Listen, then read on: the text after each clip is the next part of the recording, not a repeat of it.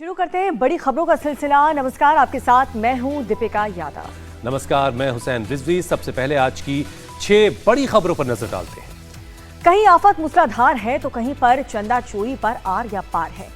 क्या है वो 6 बड़ी खबरें, इन तस्वीरों के जरिए आप देखिए। सबसे पहले, आसमानी आफत ने देश के 5 राज्यों में तबाही मचा रखी है।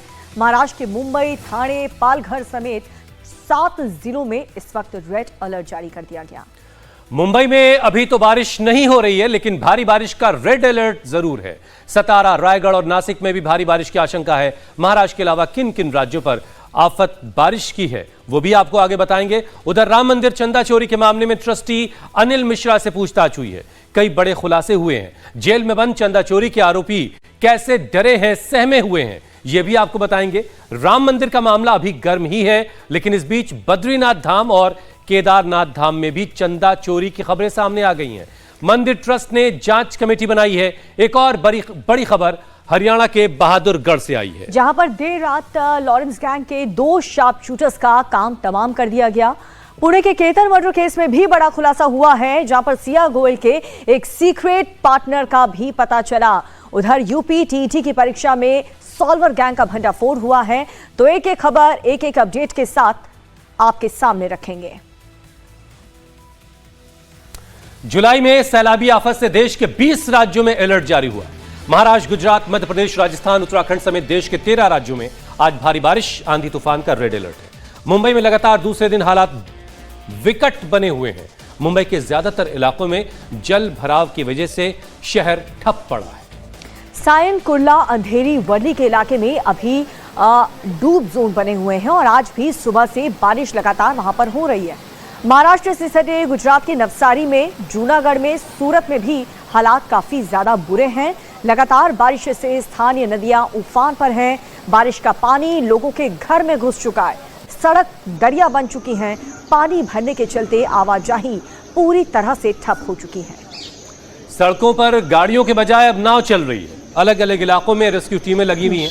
फंसे हुए लोगों को निकाल करके सुरक्षित जगहों पर पहुंचाया जा रहा है। मुंबई के भांडुप में जमीन का एक हिस्सा धंसने से वहां पर तबाही का मंजर दिखा। मौसम विभाग के मुताबिक अगले 2 से 3 दिनों तक मुंबई और उसके आसपास के इलाकों में 6 जिले हैं जहां भारी बारिश हो सकती है। मध्य प्रदेश में नर्मदा और शिप्रा नदी का जलस्तर तेजी से बढ़ रहा है। लोगों को नदी के किनारे के जो आसपास के इलाके हैं वहां से उन इलाकों को फौरन खाली कर देने के लिए कहा गया है। वहीं पहाड़ी इलाकों में भी लैंडस्लाइड का खतरा लोगों के लिए परेशानी का सबब बना हुआ है। और मुंबई में आज भी भारी बारिश का रेड अलर्ट जारी किया गया है। सुबह से लगातार तेज बारिश हो रही है। कल का सैलाबी मंजर अभी खत्म नहीं हुआ है कि आज भी भारी बारिश की चेतावनी से लोग काफी ज्यादा दहशत में हैं। बीते 24 घंटे की बात अगर करें तो मुंबई में 200 से 250 मिलीमीटर तक बारिश रिकॉर्ड की गई है, जिसमें कुलाबा, अंधेरी, सांता क्रूज, कुर्ला, साइन में भारी बारिश लगातार हो रही है, जिसके चलते यहां पर जाम लग गया। सड़कों पर दरिया बहने लगा। मुंबई और आसपास के जिलों में सैलाबी संकट की 5 वीडियो हम आपको दिखाने जा रहे हैं। कहीं लोग सैलाब में फंसे हैं, जिन्हें बचाने के लिए रेस्क्यू टीमें लगातार काम कर रही हैं। भांडुप में एक कंस्ट्रक्शन साइट का एक हिस्सा ही जमीन में धंस गया। गाड़ी समेत एक बड़ा सा हिस्सा खाई में समा गया। ट्रैक पर पानी भरने से लोकल ट्रेनों की सेवाओं पर बुरा असर पड़ा है। अब इसकी वजह से लोगों की जो अपनी अपनी मंजिलों पर पहुंचने की का जो वक्त है वो बढ़ गया है। ग्राउंड पर लोगों के लिए अब एडवाइजरी जारी हो रही है। लोगों से कहा जा रहा है कि भाई ज़रूरत ना हो तो घरों से बाहर ना निकले। अब जाहिर है लोगों की रोजी रोटी कमाने के लिए घर से बाहर तो निकलना ही पड़ेगा। सवाल ये है कि सड़कों पर पानी क्यों भर रहा है, इसका जवाब तो प्रशासन को देना है। आखिर नालों की साफ़ सफाई और ड्रेनेज को साफ करने का जो तमाम दावे किए गए थे, उन दावों का क्या हुआ? बिल्कुल, ये सवाल बीएमसी से जरूर हर कोई पूछना चाह रहा है, क्योंकि मुंबई में जिस तरीके के हालात शुरुआती दिनों से बने हुए हैं बरसात के, रेलवे ट्रैक्स हो, सड़क हो, लगातार ट्रैक पर दीपिका आप देखें कि किस कदर पानी भरा हुआ, पूरा ट्रैक प्लेटफॉर्म तक पानी लमसम आ गया है। अब इस ट्रैक पर जब कैसे ट्रेन आएगी, कैसे गुजरेगी, और जब सड़कों पर पानी भरा होता है या फिर ट्रैक पर पानी होता है, उस वक्त अगर वहाँ से हैवी लोडेड ट्रक या गाड़ियाँ गुजरती हैं तो ट्रैक पूरा जो है उससे उसको नुकसान होता है, रोड्स को नुकसान होता है। और सबसे बड़ी बात, जब सड़कों पर पानी भरा होता है तो गड्ढे नहीं दिख रहे होते, उसमें लोग गिर करके चोटिल होते हैं। अभी तो हमने जान जाते भी देखी। ये माहिम की तस्वीरें आप देख रहे हैं। तेज हवाओं के साथ बारिश हो रही है, पेड़ झूम रहे हैं, जबरदस्त बारिश हो रही है। यहाँ तक तो सब कुछ देखने में अच्छा लग रहा है, लेकिन जो इन इलाकों में है जिनके घरों में पानी घुस गया है, और ये वसई विरार की तस्वीरें आप देखिए। वसई विरार में कमर तक लोगों के पानी भरा हुआ है सड़कों पर, और इसी बीच से लोग अपने अपने काम पर जाने के लिए मजबूर हैं। जाहिर है लोगों की घरों की जो ज़रूरतें हैं वो तो पूरी करनी होंगी, खाने पीने का सामान लाना भी है, रोज़ी रोज़गार के लिए भी घर से निकलना पड़ेगा, लेकिन अब कमर तक के पानी से गुजर के लोगों को जाना पड़ रहा है। तो ऐसा ही हाल मुंबई के अलग अलग जिलों में ही देखने को मिल रहा है। आप देख सकते हैं कैसे तेज धार में लोग फंसे हुए हैं। बाहर निकलने के लिए, इसके किनारे जाने के लिए कितनी मशक्कत यहाँ पर की जा रही है। स्थानीय लोग, एनडीआरएफ, एसडीआरएफ की टीम तमाम महाराष्ट्र के उन जिलों में पहले से ही अलर्ट मोड पर हैं, क्योंकि मौसम विभाग के अलर्ट को देखते हुए तमाम जो डिपार्टमेंट्स हैं वो काफ़ी अलर्ट मोड पर थे और लोगों को सुविधा देने के लिए, उनकी मदद करने के लिए ग्राउंड पर तैयार हैं। मुंबई में सैलाबी आफत की एक एक तस्वीर हम आपको दिखाएंगे, लेकिन उससे पहले मुंबई से सटे रायगढ़ का ये मंजर आप देख रहे हैं। रायगढ़ के खोपोली में वाटरफॉल में उफान के बीच सैलानी फंस गए। जनित वाटरफॉल घूमने गए सैलानी की जान पर बनाई है, जिसके बाद स्थानीय लोगों की मदद से रस्सियों के सहारे रेस्क्यू चलाया गया। जान पर खेलकर फंसे लोगों को एक एक करके सुरक्षित वहां से बाहर निकाला जा रहा है, और इस घटना के बाद से पुलिस एक्शन में है। वाटरफॉल इलाके में जाने पर फिलहाल बैन लगा दिया गया है, लेकिन जो लोग वहां पर फंस गए हैं, आप सोचिए अगर उनका हाथ इस रस्सी से छूट जाता है तो पानी का बहाव कितना तेज है।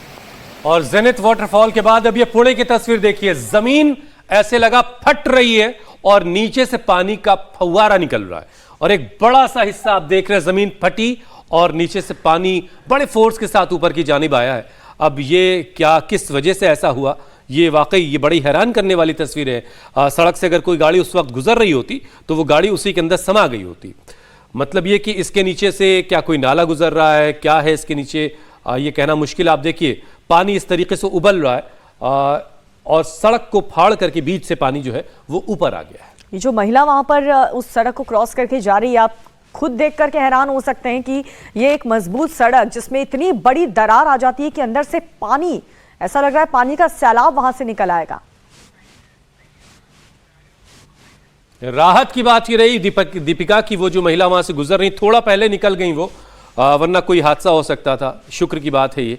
लेकिन सवाल ये है कि इस तरह की घटनाएं कैसे और क्यों हो रही हैं। जब यहाँ सड़क बनाई गई होगी तो नीचे अभी कहना मुश्किल है कि इसके नीचे क्या कोई पुलिया है जहाँ पर पानी का फ्लो बहुत तेज़ हो गया, करंट बहुत तेज़ हो गया और उसने ऊपर के हिस्से पर प्रेशर जो है वो जनरेट किया, उसके बाद जो है ऊपर का हिस्सा फट पड़ा है। ये अभी कहना मुश्किल है, लेकिन ये तस्वीर जो बता रही है वो, और आप देखिए उस वक्त यहाँ से एक महिला गुजर रही हैं, और राहत की बात यह है कि उनको इसमें कोई नुकसान नहीं हुआ, लेकिन बड़ी डराने वाली तस्वीर है ये। बिल्कुल, आप देख सकते हैं सड़क के दोनों तरफ से पानी का बौछार यहाँ पर होता हुआ नजर आया, और ये जो सड़क है यहाँ पर लोग आ जा रहे थे, ये महिला वहां से गुजरी। अब मुंबई के भांडुप की एक तस्वीर आपको दिखाते हैं, जहां कंस्ट्रक्शन साइट पर हादसा हुआ। भारी बारिश की वजह से एक बड़ा जमीन का हिस्सा धंस गया। ये देखिए एक कंस्ट्रक्शन साइट है, वहां एक गाड़ी खड़ी थी, वो भी समा गई उस गड्ढे में, और जो सारा सामान था कंस्ट्रक्शन का वो भी उसी गहरे गड्ढे में समा गया। ये एक कंस्ट्रक्शन साइट है, आप देख रहे हैं। आप तस्वीरें दोबारा गौर से इस तस्वीर को देखिए, वहाँ पे जिनसेट वगैरह रखा हुआ है वो भी उसमें चली गई, बराबर में कोई एक छोटी गाड़ी खड़ी है वो भी उसी गड्ढे में समा गई। किसी इमारत को खड़ा करने के लिए जो नींव के लिए जो गहरी खुदाई होती है उसी में ये सारी चीज़ें समा गई।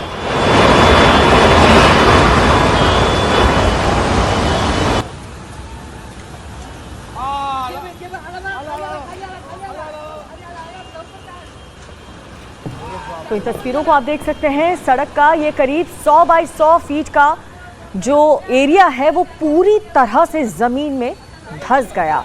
ये सब कुछ बारिश की वजह से हुआ है।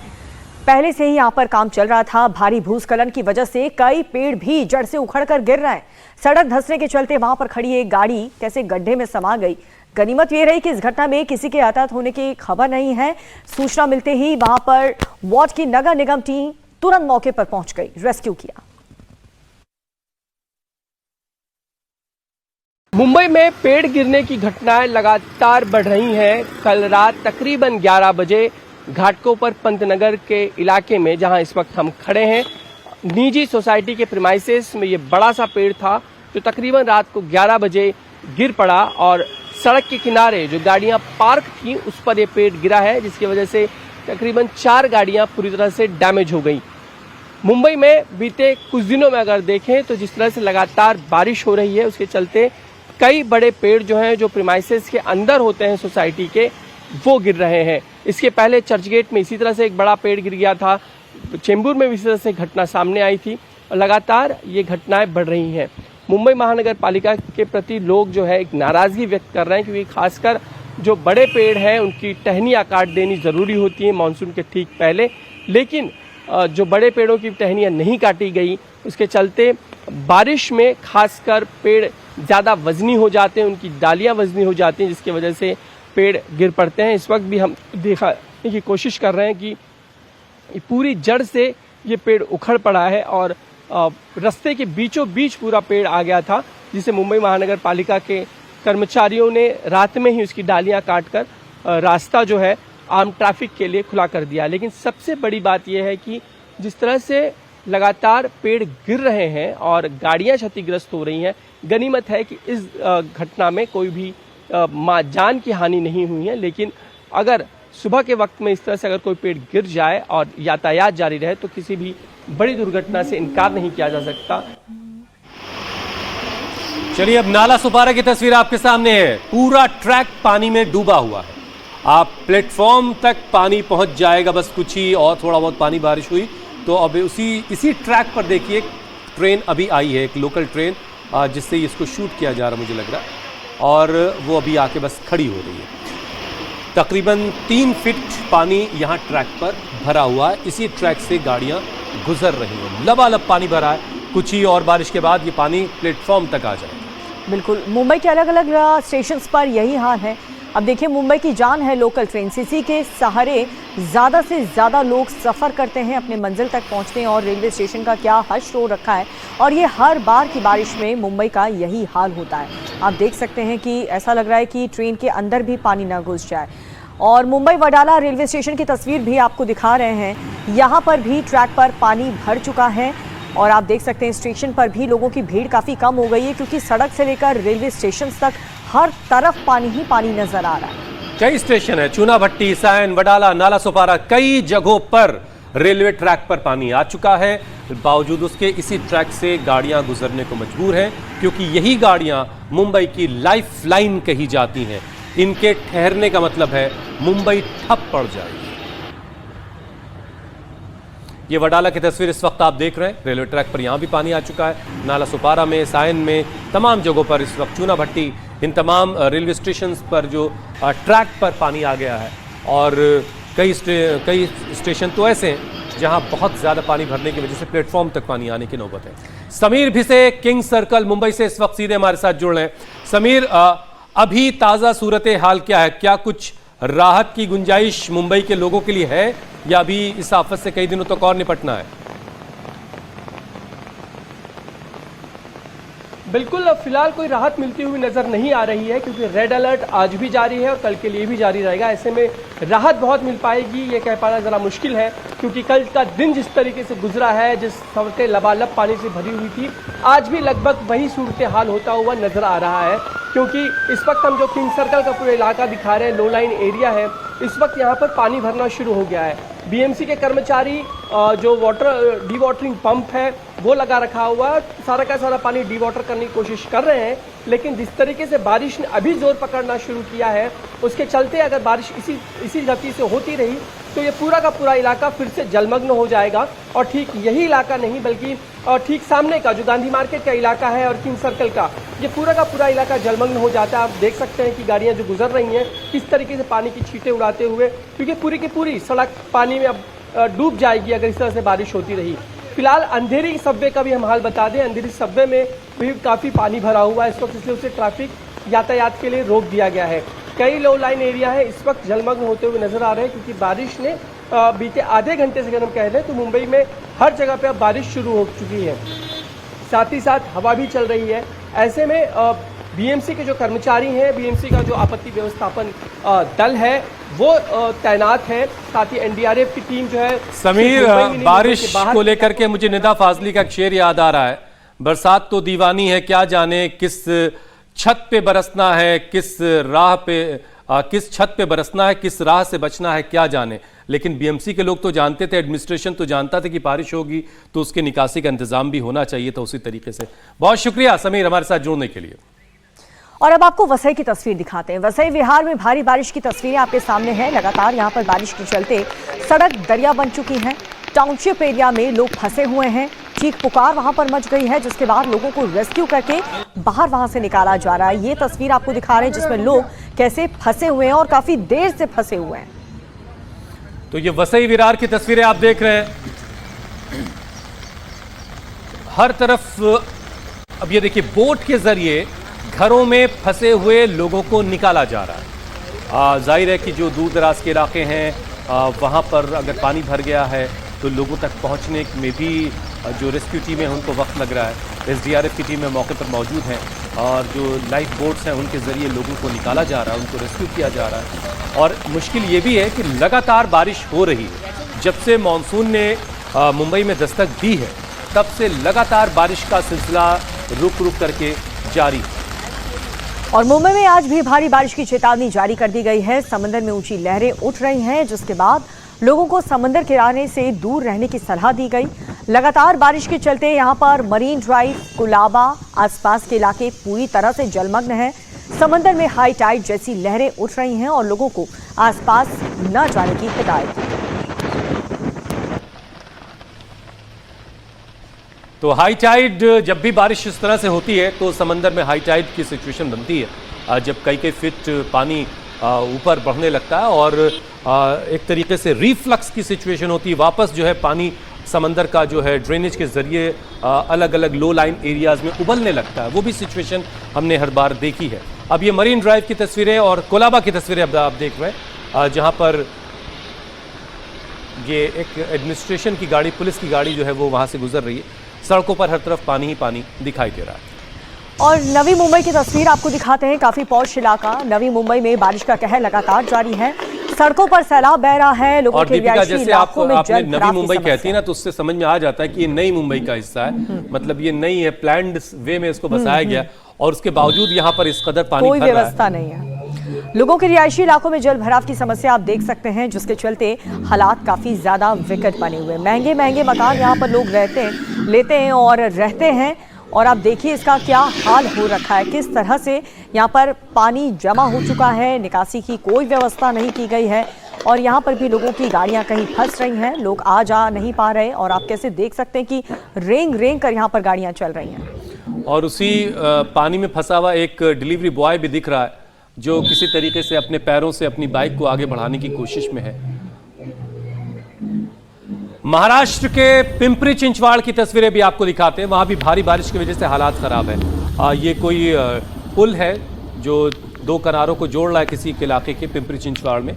और देखिए आप पुल के ऊपर से पानी गुजर रहा है। मतलब ये कि नीचे से बहने वाली जो नदी है वो इतनी ओवरफ्लो हो चुकी है, उसका जलस्तर इतना बढ़ गया है कि अब पुल के ऊपर से पानी गुजर रहा है। इस इलाके के आसपास जितने इलाके हैं वहाँ पर पानी भर चुका है। लोगों के घरों में, मकानों में पानी घुस गया है।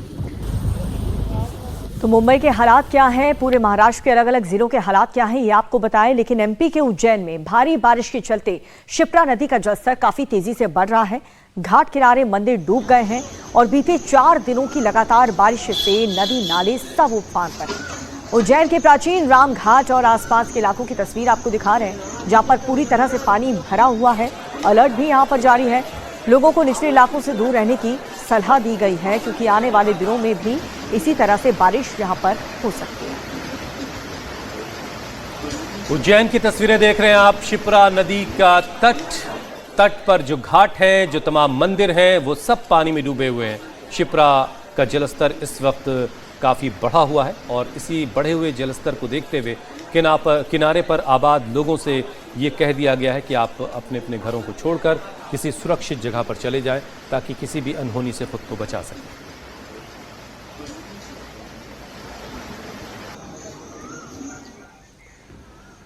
चलिए अब मध्य प्रदेश से निकलते हैं, आपको रायपुर लिए चलते हैं। मध्य प्रदेश के उज्जैन के बाद रायपुर की तस्वीरें आपको दिखाते हैं। छत्तीसगढ़ का रायपुर, वहां भी तेज बारिश के बाद कई इलाकों में जलभराव हो गया।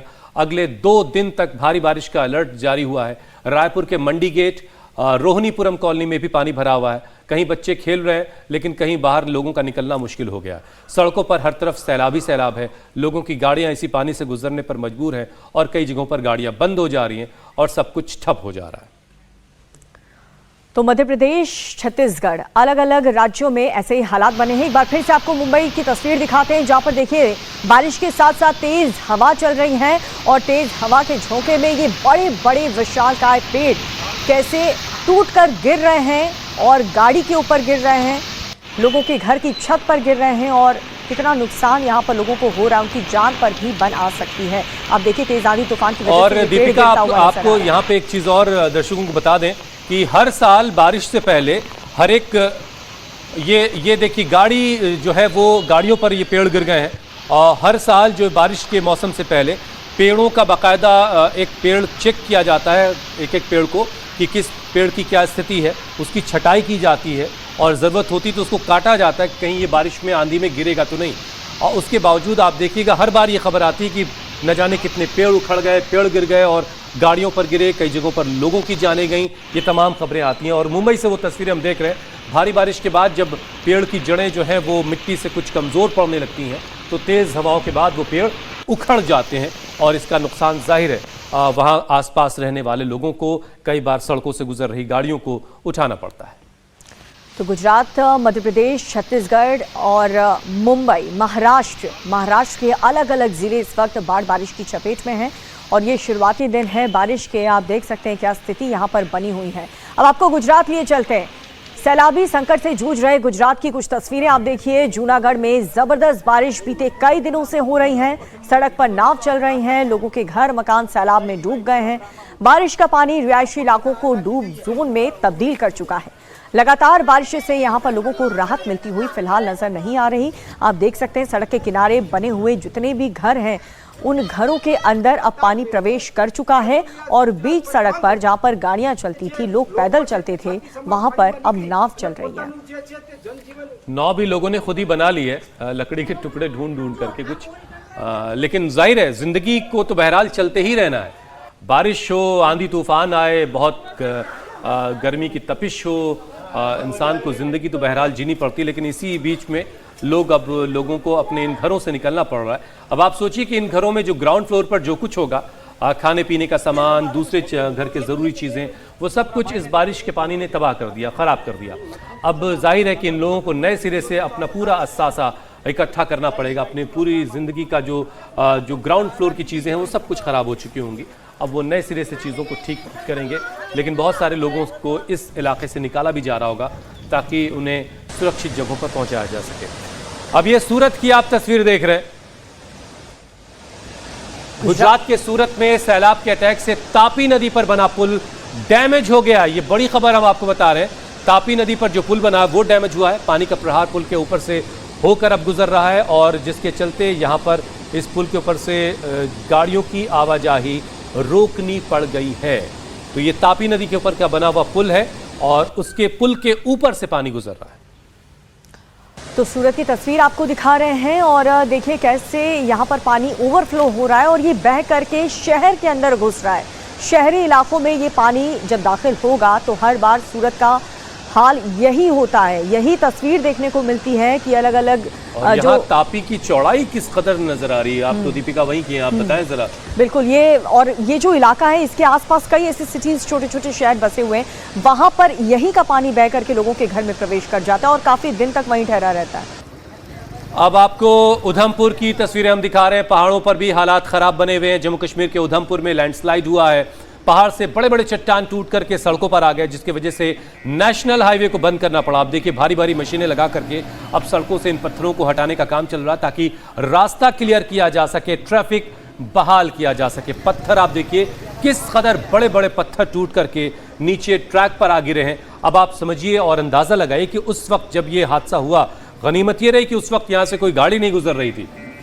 बिल्कुल, और बारिश के मौसम का लुत्फ उठाने के लिए अच्छा मौसम दिखने में नजर आता है। उसको देखते हुए लोग पहाड़ों का रुख करते हैं, लेकिन बारिश के मौसम में बहुत सावधान रहने की ज़रूरत है, क्योंकि कब कहां से कौन सा पहाड़ दरक जाए और कैसे ये लैंडस्लाइड हो जाए और गाड़ियों पर आ जाते हैं। कई बार हम देखते हैं बड़े बड़े हादसे हो जाते हैं, लोग अपनी जान गंवा देते हैं और कई घंटों कई दिन लग जाते हैं यहाँ से बड़े बड़े इन चट्टानों को हटाने के लिए।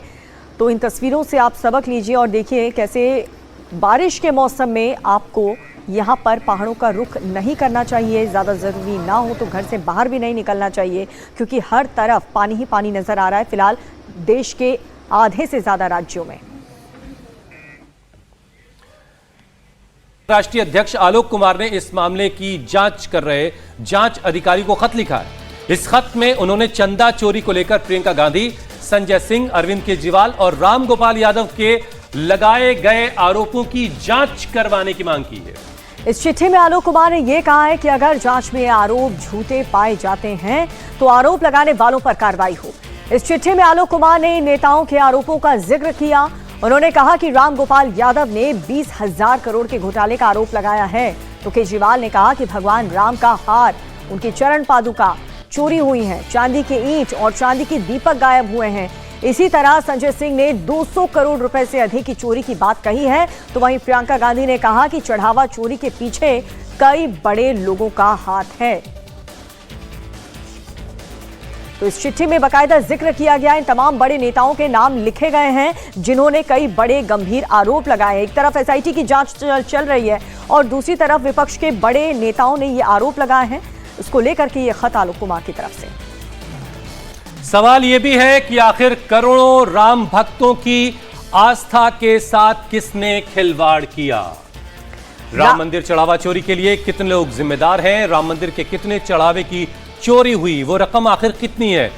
इसकी तेजी से जांच की जा रही है। इस मामले की जांच के लिए बनाई गई एसआईटी और पुलिस अलग अलग पहलुओं से मामले की जांच कर रही है। एसआईटी जहां दूसरे राउंड की जांच के बाद वापस लौट चुकी है, अयोध्या पुलिस ने चढ़ावा चोरी पर अपनी जांच और भी ज्यादा तेज कर दी है। लगातार पूछताछ हो रही है।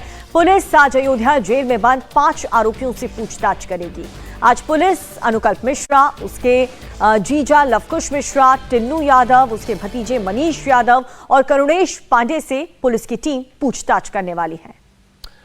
इन आरोपियों के पास से भारी मात्रा में कैश मिल चुका है। मामले की जांच अयोध्या पुलिस ने की है और कर रही है। इससे पहले जेल में अविनाश शुक्ला से पूछताछ की गई थी, फिर उसकी 13 घंटे की कस्टडी पुलिस को मिली थी। सूत्रों की माने तो पुलिस को अविनाश शुक्ला से काफी अहम सुराग मिले हैं। पुलिस ने उसकी निशानदेही पर चढ़ावे की चोरी से खरीदी गई कार भी बरामद कर ली। अब बाकी 5 आरोपियों से जेल में पूछताछ होगी। जरूरत अगर पड़ेगी तो पुलिस इन बाकी आरोपियों की भी कस्टडी लेने की कोशिश कर सकती है। पुलिस आरोपियों के खिलाफ सबूत जुटा रही है। वहीं कल राम मंदिर ट्रस्ट की होने वाली बैठक पर अब सबकी नजरें हैं। कल की बैठक में राम मंदिर ट्रस्ट से इस्तीफा दे चुके चंपत राय और ट्रस्टी अनिल मिश्रा पर फैसला हो सकता है। वहीं उद्धव ठाकरे चढ़ावा चोरी के मुद्दे पर बीजेपी को घेरने की अब तैयारी कर रहे हैं। वो आज दादर के हनुमान मंदिर में हनुमान चालीसा का पाठ करके राम रक्षा आंदोलन की शुरुआत करने वाले हैं। राम मंदिर चढ़ावा चोरी के सभी 8 आरोपी अभी अयोध्या जेल में बंद हैं। सूत्र ये बता रहे हैं कि सभी आरोपियों को अब अपनी करनी पर पछतावा हो रहा है। अयोध्या पुलिस के सूत्र ये बता रहे हैं कि सभी आरोपी गिरफ्तारी के बाद से जेल में बेहद डरे हुए हैं। अभी तक की जांच में किसी भी आरोपी का कोई भी पुराना आपराधिक रिकॉर्ड अभी तक सामने नहीं आया है। आरोपियों को इस तरह की चोरी का कोई भी अनुभव नहीं था। ऐसे में सवाल ये उठ रहा है कि चोरी की प्लानिंग आखिर किसके कहने पर शुरू की गई है। पुलिस ये पता लगाने की कोशिश कर रही है कि आखिर चढ़ावा चोरी केस का मास्टरमाइंड कौन है। पुलिस सूत्रों ने बताया कि अब तक पुलिस जांच में इस बात का खुलासा नहीं हो पा रहा है कि आखिर चोरी कांड का सूत्रधार कौन है, कैसे इसकी शुरुआत हुई, कहां से इसकी शुरुआत हुई, किसी के कहने पर यह काम हुआ, कौन कौन लोग इसमें शामिल हैं, क्या कुछ बड़े लोग भी इसमें शामिल हैं जैसा आरोप लगाया जा रहा है। ऐसे बहुत से सवाल हैं जिनके जवाब अभी आने बाकी हैं। अयोध्या राम मंदिर में चढ़ावा चोरी की जांच कर रही एसआईटी की टीम ने कल मंदिर ट्रस्ट की होने वाली मीटिंग से पहले अपने दूसरे राउंड की जांच पूरी कर ली है। 2 दिनों तक अयोध्या में जांच के बाद टीम शुक्रवार देर रात लखनऊ वापस लौट गई। इन 2 दिनों में एसआईटी ने ट्रस्टी अनिल मिश्रा से सबसे ज्यादा सवाल जवाब किया। वहीं गोपाल राव और बैंक स्टाफ के साथ भी कुछ सेवादारों से भी पूछताछ की गई। एसआईटी ने अपनी जांच का दायरा बढ़ा दिया और वो राम मंदिर बनने के बाद से मिले चंदे का पूरा हिसाब किताब अब खंगाल रही है। अब सभी की नजरें कल होने वाली राम मंदिर ट्रस्ट की बैठक पर लगी है। ये बैठक कल दोपहर अयोध्या में होने वाली है और इस बैठक में चंपत राय और अनिल मिश्रा की किस्मत का फैसला हो जाएगा, क्योंकि यहां पर ट्रस्ट को लेकर के एक बड़ा फैसला लिया जाएगा इस बैठक में। चंपत राय और अनिल मिश्रा के इस्तीफे पर फैसला ट्रस्ट की बैठक के एजेंडे का सबसे बड़ा मुद्दा है और चढ़ावा चोरी के आरोप लगने के बाद चंपत राय राम मंदिर ट्रस्ट के महासचिव और अनिल मिश्रा ट्रस्टी के पद से इस्तीफा दे चुके हैं, लेकिन अभी तक उनका इस्तीफा मंजूर नहीं किया गया है। इसके लिए राम मंदिर ट्रस्ट के 2/3 सदस्यों की मंजूरी जरूरी है। राम मंदिर ट्रस्ट में कुल 14 सदस्य हैं, लेकिन चंपत राय और अनिल मिश्रा के इस्तीफे के बाद 12 लोग इस बैठक में हिस्सा लेंगे। इस बीच ट्रस्ट की बैठक का एजेंडा सामने आ चुका है। इसमें सबसे पहला चंपत राय और अनिल मिश्रा के इस्तीफे का सवाल है, उस पर क्या किया जाए। इसके बाद बैठक में राम मंदिर ट्रस्ट चढ़ावा चोरी की जांच के लिए बनी SIT की शुरुआती रिपोर्ट पर चर्चा होगी।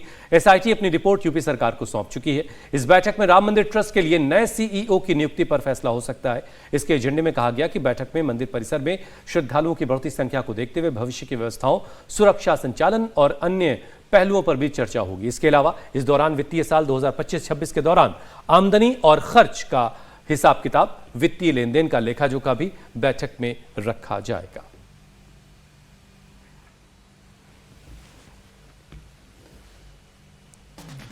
तो एक तरफ राम मंदिर को लेकर के जांच चल रही है, तो दूसरी तरफ इस पर सियासत काफी हो रही है। इसी बहाने बीजेपी को घेरने में जुटे UBT चीफ उद्धव ठाकरे आज से राम रक्षा आंदोलन की शुरुआत करने जा रहे हैं। इसकी शुरुआत आज दादर के हनुमान मंदिर से हनुमान चालीसा के पाठ से होगी।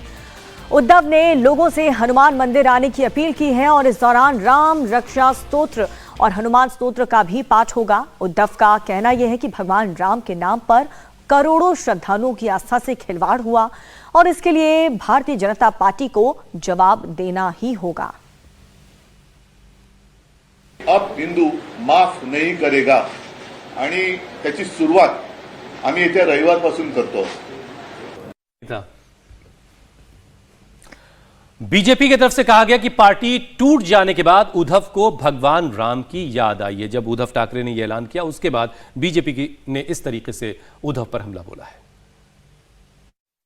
जब सब कुछ बह गया, उसके बाद इनको प्रभु राम की याद आई। राम मंदिर और हनुमान चालीसा ये केवल इनकी नौटंकी है।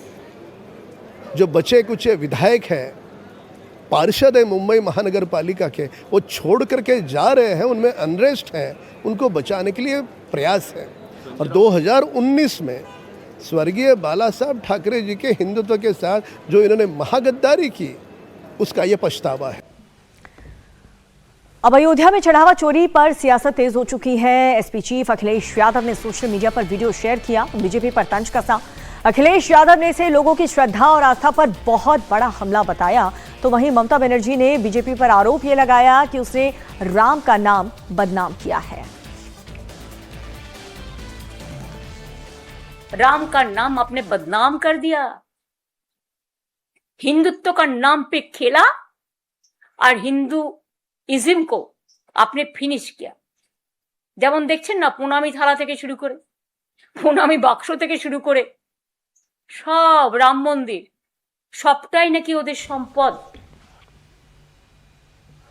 अयोध्या के राम मंदिर में चढ़ावे को लेकर उठा विवाद अभी थमा भी नहीं है कि बद्रीनाथ धाम के चढ़ावे चोरी के आरोप लग रहे हैं। सोशल मीडिया पर मंदिर में चढ़ावे और दान से जुड़ी गड़बड़ी का आरोप लगाया गया। इन दावों के सामने आने के बाद श्री बद्रीनाथ केदारनाथ मंदिर समिति ने पूरे मामले की जांच के आदेश दे दिए हैं। इस पूरे मामले की जांच के लिए बाकायदा एक कमेटी भी बना दी गई है, जो इस पूरे मामले को लेकर के जांच करेगी। जांच कमेटी बनने के साथ साथ CCTV फुटेज भी खंगाले जाएंगे। बद्रीनाथ में भी चढ़ावे में किसने बंदरबाट किया, इसको लेकर के टीम जो है गठित कर दी गई है और वही टीम के मेंबर्स लगातार इस पूरे मामले की अब गहनता से जांच कर रहे हैं। अब देखिए, चढ़ावे के पैसों में हेराफेरी की गई, चोरी का आरोप है। भैरव सेना नाम का एक संगठन है, उसकी तरफ से यह आरोप लगाया गया है और BRKTC के जो चेयरमैन है, उनके निजी सचिव पर यह आरोप लगाया गया है। अब बद्रीनाथ केदारनाथ मंदिर कमेटी ने एक जांच कमेटी बनाई है। जल्द से जल्द इस कमेटी को अपनी रिपोर्ट सौंपने के लिए कहा गया है और चढ़ावे में शामिल लोगों को कारण बताओ नोटिस जारी हुआ है। पर तत्काल प्रभाव से जो सभी जो कर्मचारी हैं, अधिकारीगण हैं जो भी इस गणना में शामिल रहते हैं, उन सभी को मैंने तत्कालीन जो हमारे मुख्य कार्यकारी अधिकारी हैं उनके द्वारा उनको नोटिस, सो कॉज नोटिस भी जारी हो चुके हैं और इस पर एक जांच कमेटी भी तत्काल प्रभाव से जांच कमेटी बना दी गई है और उस जांच कमेटी को यथाशीघ्र अपनी जांच कर उसकी जांच रिपोर्ट आएगी और वो जांच रिपोर्ट भी सबके सामने सार्वजनिक रूप से रखी जाएगी और इस पर जो भी दोषी होगा उस दोषी के खिलाफ सख्त से सख्त कार्रवाई की जाएगी। मैं स्पष्ट कर देना चाहता हूं कि मेरा कोई निजी सचिव नहीं है, ये सब मंदिर समिति के कर्मचारी हैं और जिस निजी सचिव के बारे में कहा जा रहा है वो बद्री केदार मंदिर समिति का नियमित कर्मचारी है। उससे मुझसे पूर्व भी वो 3 अध्यक्षों के साथ उनका व्यक्तिगत सहायक रह चुका है, क्योंकि एक व्यक्तिगत सहायक पोस्ट बद्री केदार मंदिर समिति में है। फिर भी मैं ये कह रहा हूं बहुत स्पष्ट रूप से कि जिस व्यक्तिगत सहायक निजी सचिव मंदिर समिति कर्मचारी के बारे में ये कहा जा रहा है, अगर वो इसमें दोषी पाया गया तो उसके खिलाफ सख्त से सख्त कार्रवाई की जाएगी। हरियाणा पुलिस को एक बड़ी सफलता मिली है जिसमें लॉरेंस गैंग के 2 शार्प शूटर्स को पुलिस ने जहन्नुम का रास्ता दिखा दिया है। दोनों शूटर्स ने एक जिम संचालक की दिन दहाड़े हत्या की थी। उसी से जुड़ी ये बड़ी खबर है। हरियाणा पुलिस ने लॉरेंस गैंग के 2 शार्प शूटर्स को ढेर कर दिया। बहादुरगढ़ में दिल्ली पुलिस की स्पेशल सेल और एसटीएफ ने दोनों का एनकाउंटर कर दिया है। हिमांशु और प्रवेश नाम से ये दोनों शूटर्स की बीते 25 दिनों से तलाश कर रही थी हरियाणा पुलिस। दोनों ने हिसार के हांसी इलाके में एक जिम संचालक कपिल की दिन दहाड़े गोली मारकर हत्या कर दी थी। कपिल को दिन दहाड़े जिम के बाहर 10 गोलियां मारी थी और कल देर शाम पुलिस को इनके लोकेशन का पता चला। हथियारों से लैस ये शूटर्स किसी वारदात को फिर से अंजाम देने की फिराक में थे। ये तस्वीरें आप देख रहे हैं, ये 11 जून की है। सुबह 5:45 बजे का वक्त है। ये वारदात उस दिन की है। दोनों शूटर्स ने जिम संचालक कपिल को दिन दहाड़े गोलियों से भून दिया था। बाइक पर आए इन दोनों शूटर्स ने वार्म अप करवा रहे कपिल पर पीछे से गोली मारी, जिसके बाद वहां अफरा तफरी मच गई। एक गोली लगने के बाद कपिल जमीन पर गिर गए। उसके बाद शूटर ने एक के बाद एक कई गोलियां उनको मारी और वहां से फरार हो गए। हरियाणा पुलिस और दिल्ली पुलिस की स्पेशल सेल ने अब इन दोनों बदमाशों का हिसाब किताब कर दिया है। 11 जून की वारदात के बाद 5 जुलाई का बदला जो है 5 जुलाई को लिया गया, जब बहादुरगढ़ के सुनसान इलाके में इन दोनों को पुलिस की टीम ने घेर लिया। इन दोनों ने पुलिस पर फायरिंग की, जिससे एक कांस्टेबल घायल हुआ है, लेकिन पुलिस भी पूरी तैयारी के साथ गई थी। एसटीएफ ने शार्प शूटर्स भी तैयार रखे थे। जैसे ही दोनों ने पुलिस पर फायरिंग की, वैसे ही उनको काउंटर अटैक में मार गिराया गया। पिछले महीने हांसी में 2 अज्ञात व्यक्ति द्वारा एक कपिल नामक व्यक्ति की हत्या की थी। कपिल हांसी में जिम ऑपरेट करता था। इस संदर्भ में सिटी हांसी में मुकदमा दर्ज हुआ। उस मुकदमे की इन्वेस्टिगेशन में पता लगा कि वो वारदात लॉरेंस बिश्नोई गैंग के 2 मुख्य शूटर ने की है। प्रवेश और हिमांशु, दोनों पे 1-1 लाख का इनाम था। इन शूटर्स को जब इंटरसेप्ट करने की कोशिश की तो उन्होंने वहाँ से फायरिंग की और सेल्फ डिफेंस में हमारी दोनों टीम की पुलिस ने भी फायर किया और जिसमें हमारी पुलिस की टीम के एक कांस्टेबल को पैर में गोली लगी और 4 पुलिसकर्मी के बुलेट प्रूफ जैकेट में गोली लगी, जिसमें दोनों शूटर्स भी इंजर्ड हुए। एक्सचेंज ऑफ फायर के बाद वीटी की गई और इंजर्ड पर्सन को हॉस्पिटल लेके जाया गया, सिविल हॉस्पिटल बहादुरगढ़। वहाँ पे जो भी शूटर्स थे दोनों, उनको डॉक्टर ने ब्रॉड डेड डिक्लेयर किया।